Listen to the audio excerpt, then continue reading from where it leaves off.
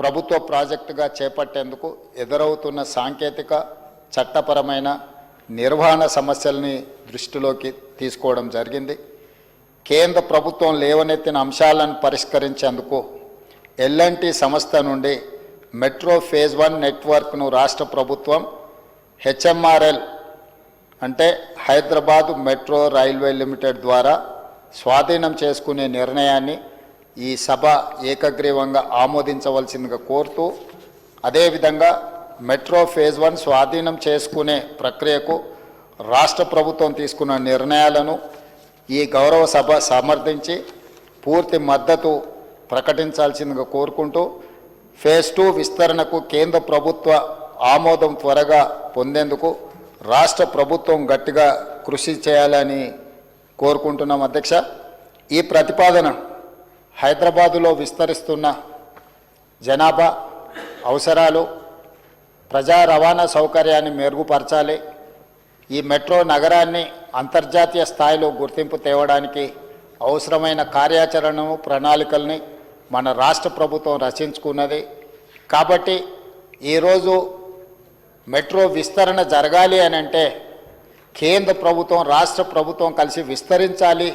విస్తరణకు అవసరమైన విధి విధానాలను, కార్యాచరణను ముందుకు తీసుకువెళ్ళాలి అని అంటే ఫేజ్ 1ని ఎల్ఎన్టీ సంస్థ నుంచి రాష్ట్ర ప్రభుత్వము స్వాధీనం చేసుకోవాల్సిన పరిస్థితులు ఉత్పన్నమైనవి.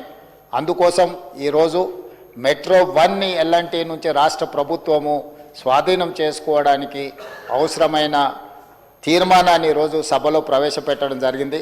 సభ్యులందరినీ ఏకగ్రీవంగా ఈ తీర్మానాన్ని ఆమోదించవలసిందిగా తమరి ద్వారా విజ్ఞప్తి చేస్తున్నాను. అధ్యక్ష, సభ్యులందరూ ఏకగ్రీవంగా ఈ తీర్మానానికి మద్దతు పలికినందుకు తమరి ద్వారా సభ్యులందరికీ మనస్ఫూర్తిగా అభినందనలు, కృతజ్ఞతలు తెలియజేస్తున్నాను. అధ్యక్ష, resolution has moved. The question is that the government resolution is the before the house. Those who are for the resolution, please say aye. Those who are against, please say no. Yeah, I have it. The resolution is adopted.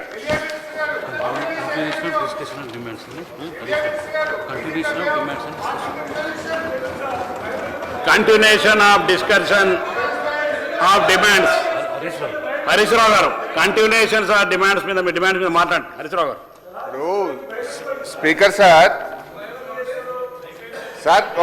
ఒక resolution ఏకగ్రీవంగా pass చేయాలంటే మా అభిప్రాయమే తీసుకోకుండా మీరే ఏకగ్రీవంగా ఎట్లా pass చేసుకుంటారు sir?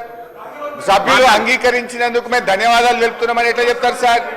Sir, this is not the way of passing the resolution sir. ఇది శాసనసభ నడిపేటువంటి వ్యవహారం కాదు, ఇది పద్ధతి అంతకంటే కాదు సార్. శాసనసభ ఇప్పుడు స్టేట్మెంట్ ఇవ్వడం మీ రైట్ సార్, స్టేట్మెంట్ మీద డిస్కషన్ లేదు. కానీ ఏకగ్రీవంగా శాసనసభలో తీర్మానం పాస్ చేయాలన్నప్పుడు ఇది అందరి సభ్యులు. హరీష్ గారు, విప్ గారు. అధ్యక్ష, ఇప్పుడు డిమాండ్స్ మీదే చర్చకు మీరు అవకాశం ఇచ్చినప్పుడు డిమాండ్స్ మీద వారు మాట్లాడే ప్రయత్నం చేయాలి తప్ప సభానాయకుడిగా గౌరవ ముఖ్యమంత్రి గారు పెట్టిన ప్రతిపాదనను రాష్ట్ర ప్రయోజనాలు దృష్టిలో పెట్టుకొని వారి హయాంలో జరగలేదు. వారు ముందు చూపుతోటి మెట్రోను మనం స్వాధీనం చేసుకొని హైదరాబాద్ను అభివృద్ధి పత్రంలో తీసుకొని పోయే ప్రయత్నం చేస్తే మూసీ నది ప్రక్షాళన అంటే వారికి పట్టదు అధ్యక్ష. 4th సిటీని తీసుకొని ముందుకు పోతామంటే పట్టదు అధ్యక్ష. ప్రతి దానికి అడ్డంకులే. మా ముఖ్యమంత్రి గారు తీసుకున్న ప్రతి నిర్ణయానికి అడ్డంకులు సృష్టించాలని ప్రయత్నం చేయడం తప్ప మరొకటి కాదు. ఈరోజు పద్దుల మీద ఏదో డిమాండ్స్ ఉందో మీరు అవకాశం దాని మీద మాట్లాడే అవకాశం ఇవ్వాల్సిందిగా నేను మిమ్మల్ని కోరుతున్నాను అధ్యక్ష. హరీష్ రావు గారు, డిమాండ్స్ మీద మాట్లాడండి ప్లీజ్. డిమాండ్స్ మీద మాట్లాడండి. తప్పకుండా గౌరవిస్తాం అధ్యక్ష, మీ మాటను గౌరవిస్తాం. కానీ జరిగిన తీర్మానం ఇది ఏకగ్రీవ తీర్మానం కాదు, ఏకపక్షంగా చేసుకున్న తీర్మానము. ఈ సభ నడుపుతున్న తీరు పట్ల మా యొక్క తీవ్రమైన నిరసనను, ప్రొటెస్ట్ ను తెలియజేస్తూ now I will go on to the demand.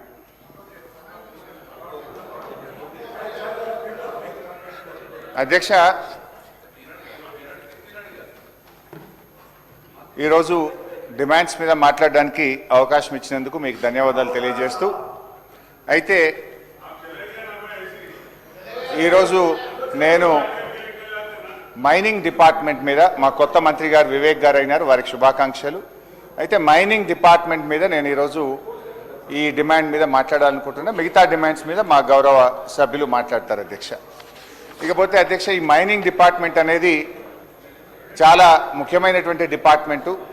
రాష్ట్ర ప్రభుత్వానికి రెండు రకాల ఆదాయాలు ఉంటాయి. ఒకటి ట్యాక్స్ రెవెన్యూ, రెండవది నాన్ ట్యాక్స్ రెవెన్యూ. సో ఇందులో ఈ మైనింగ్ డిపార్ట్మెంట్ ద్వారా వచ్చేటువంటి ఆదాయం it's a non tax revenue. రాష్ట్ర ప్రభుత్వ ఖజానాకు మరి ఆదాయం వచ్చేటువంటి ఇటువంటి శాఖల్లో అధికారులు కానీ ప్రభుత్వం కానీ ఎంత జాగ్రత్తగా పనిచేస్తే మన ఖజానాకు అన్ని డబ్బులు సమకూరుతాయి. ఈ ప్రజల సంక్షేమం కోసం, అభివృద్ధి కార్యక్రమాల కోసం ఆ నిధుల్ని వినియోగించేటువంటి అవకాశం ఉంటుంది. కానీ ప్రభుత్వం అధికారులు నిర్లక్ష్యంగా వ్యవహరిస్తే రాష్ట్ర ఖజానాకు తూట్లు పడేటువంటి అవకాశం ఉంటుంది.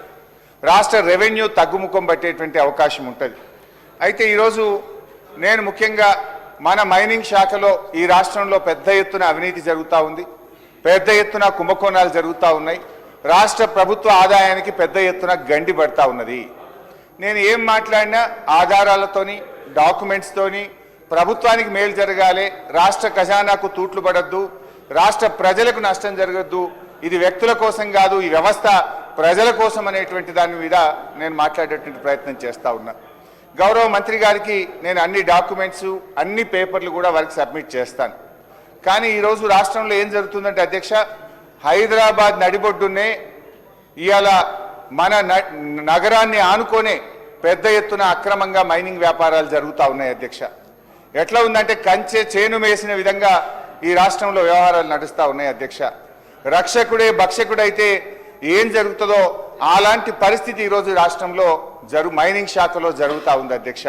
అందువల్ల నేనేమంటున్నా అంటే మంత్రి గారు, ఇది విమర్శలాగా కాకుండా, రాజకీయంగా కాకుండా మనందరం కలిసి రాష్ట్ర ప్రభుత్వ ఆదాయాన్ని కాపాడాలి.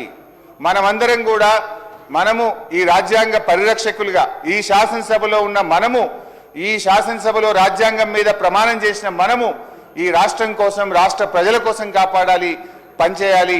ఈ రాష్ట్రానికి వచ్చే ప్రతి పైసను కూడా కాపాడవలసినటువంటి బాధ్యత మనందరి మీద ఉంది. సరే, ప్రధాన ప్రతిపక్షంగా ప్రభుత్వం ఫెయిల్ అయినప్పుడు, ప్రభుత్వం తప్పిదాలకు పాల్పడ్డప్పుడు ఎత్తి చూపడం అనేటువంటిది మా బాధ్యత. దాన్ని విమర్శగా కాకుండా సద్విమర్శగా తీసుకొని అవి సరిచేయడం ద్వారా మనమందరం, అది స్వపక్షమా, విపక్షమా, అధికార పక్షమా, ప్రతిపక్షమా అనేటువంటి తారతమ్యం లేకుండా అందరం కూడా ఈ రాష్ట్రం కోసం పనిచేయాల్సినటువంటి బాధ్యత మన మీద ఉన్నది. అయితే ఈరోజు మన రాష్ట్రంలో విపరీతమైనటువంటి ఖనిజాలు ఉన్నాయి. ఖనిజ ఆదాయం ఇయర్ ఆన్ ఇయర్ పెరుగుతూ పోతుంది. కొత్త కొత్త పాలసీస్ కూడా మనం తెస్తున్నటువంటి విషయం కూడా మనందరికీ తెలుసు. కానీ ఈరోజు హైదరాబాద్ నడిబొడ్డున జీవో 111 ఉల్లంఘన, రూల్స్ లేవు, పర్మిషన్స్ లేవు, దర్జాగా దందాలు జరుగుతూ ఉన్నాయి. మరి దీని మీద ఎందుకు ప్రభుత్వం సైలెంట్గా ఉందనేటువంటి విషయం మాకు అర్థం కావడం లేదు. మరి ఎందుకంటే రక్షకులే భక్షకులైతే అని ఒక మాట మాట్లాడాల్సినటువంటి పరిస్థితి ఏర్పడ్డది. అంటే పాలకులే మరి ఇక తూట్లు పొడిస్తే ఇంకా ఎవరు కాపాడగలుగుతారు అధ్యక్ష? అందువల్ల నేను ఆ విషయాల్లోకి ఇప్పుడు now I'm coming to the topic. For every of my word I have a document. ఇది ప్రభుత్వ డాక్యుమెంట్ల ఆధారంగా మాట్లాడుతున్న తప్ప వేగ్గా నేను అసలే మాట్లాడడం లేదు. అయితే ఈ రాష్ట్రంలో అధ్యక్ష, ముఖ్యంగా హైదరాబాద్ నడిబొడ్డున డీజిల్ జనరేటర్ల మీద క్రషర్స్ నడుస్తూ ఉన్నాయి. నేను ఎందుకంటున్నా డీజిల్ జనరేటర్ మీద ఎందుకు క్రషర్ నడుస్తున్నాయి? మన స్టేట్ యొక్క మైనింగ్ రూల్స్ 2000 యాక్ట్ కానీ, మీ ప్రభుత్వం కూడా ఒక జీవో తెచ్చింది, GO number 26 Telangana stone crusher rules 2025. కొత్తగా అధికారంలోకి వచ్చిన ప్రభుత్వం కూడా జీవో 26 ద్వారా కొత్తగా ఈ రాష్ట్రంలో ఎవరైనా స్టోన్ క్రషర్ పెట్టాలంటే ఎలాంటి నియమ నిబంధనలు పాటించాలో మీ ప్రభుత్వమే ఒక జీవో కూడా తెచ్చింది. మన చట్టం, మైనింగ్ చట్టం, మన దగ్గర ఉన్నటువంటి చట్టం కూడా ఏం చెప్తుంది? అటు మైనింగ్ చట్టం ఇయర్ 2000గా 1966లో వచ్చిన మైనింగ్ చట్టం కావచ్చు, అదేవిధంగా మీరు ఇచ్చినటువంటి జీవో నంబర్ 26 కావచ్చు. ఎవరైనా ఒక స్టోన్ క్రషర్ పెట్టాలంటే అధ్యక్ష, మినరల్ డీలర్ లైసెన్స్ ఉండాలి. ఆ క్రషరు 50,000 రూపాయలు కట్టి రిజిస్ట్రేషన్ చేసుకోవాలి. 3, ఆ క్రషరు ఇండస్ట్రీస్ డిపార్ట్మెంట్ నుంచి అనుమతి తీసుకోవాలి. 4, మన తెలంగాణ పొల్యూషన్ కంట్రోల్ బోర్డు నుంచి క్రషర్ పెట్టడానికి CFE కాన్సెంట్ ఫర్ ఎస్టాబ్లిష్మెంట్ తీసుకోవాలి.